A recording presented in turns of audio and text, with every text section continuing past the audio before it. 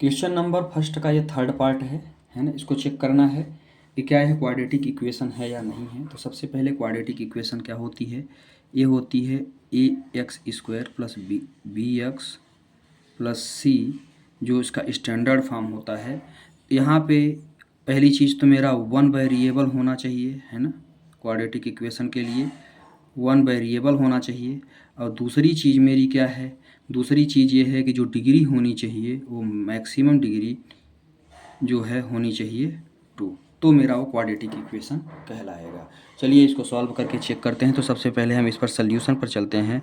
मेरा सल्यूशन क्या कह रहा है, सबसे पहले बोल रहा है कि आप इसको और इस टर्म को हमको क्या करना है, सॉल्व करना है। तो सबसे पहले x का मल्टीप्लाई इसमें कर देते हैं, यही है। तो x प्लस 1, फिर इसके बाद -2 का मल्टीप्लाई कर देते हैं, तो ये हो जाएगा x प्लस 1, ठीक है।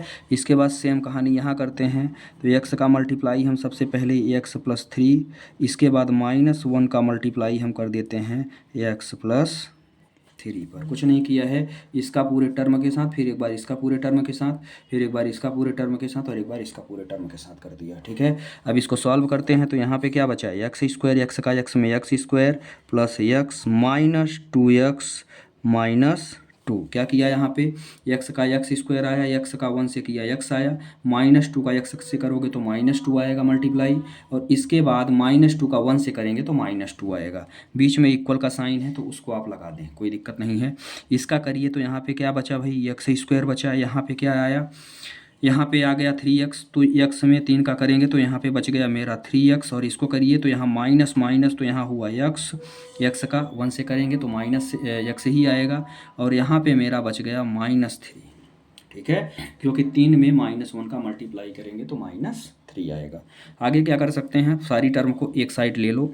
तो ये क्या बचा, एक्स स्क्वायर प्लस x, कुछ टर्म तो यहीं से कट जाएंगी, लेकिन हम वन साइडेड ले लेते हैं ताकि आपको दिक्कत ना हो। तो ये तो मेरी एक साइड वाली टर्म को उतार दिया, दूसरी साइड वाली को लाएंगे तो ये जो प्लस है वो माइनस हो जाएगा, इधर आया तो माइनस हुआ।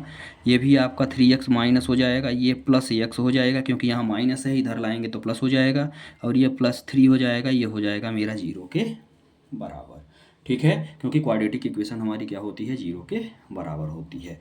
आगे चलेंगे तो आप इसमें देख लीजिए कौन कौन सी टर्म मेरी कट रही है। ये x से एक्स स्क्वायर मेरा कट रहा है ना, कट जाएगा ये। इसके बाद मेरे हिसाब से कोई टर्म नहीं कट रही है। तो सबसे पहले x वाली टर्म को देखते हैं।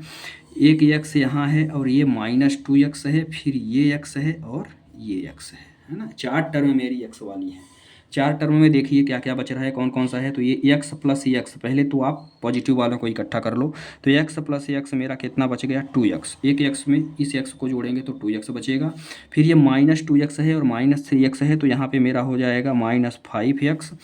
अब विदाउट जो है कौन सी वैल्यू लेनी है, जो विदाउट वेरिएबल है। तो ये -2 और +3 है, तो यहाँ पे हो जाएगा +1 = 0 हो गया। अब इसको सॉल्व कर लो। तो भैया -2, तो यहाँ पे -3x + 1 = कितना आ गया, 0 के आ गया, ठीक है। अब ध्यान से देखना, जो मैंने बोला था क्या वो कंडीशन यहाँ सेटिस्फाई हो रही है, क्योंकि पहली चीज़ तो सबसे बड़ी पावर 2 होनी चाहिए, नहीं है ना। तो यहाँ पे आप लिख देंगे -3x + 1 = 0, -1 + 1 = 0 इज नॉट, है ना। ये क्या है, क्वाड्रेटिक इक्वेशन में सबसे पहली चीज़ तो ना तो हमको डिग्री 2 मिल रही है ना।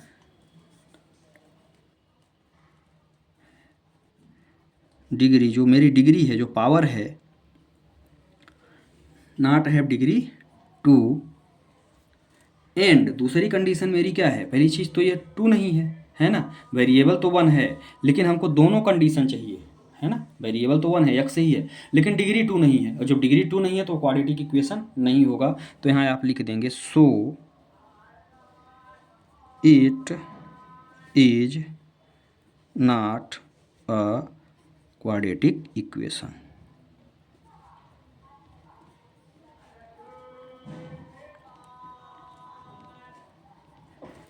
ठीक है, तो इस तरह से ये प्रश्न भी हमारा प्रश्न नंबर फर्स्ट का थर्ड पार्ट कंप्लीट हुआ।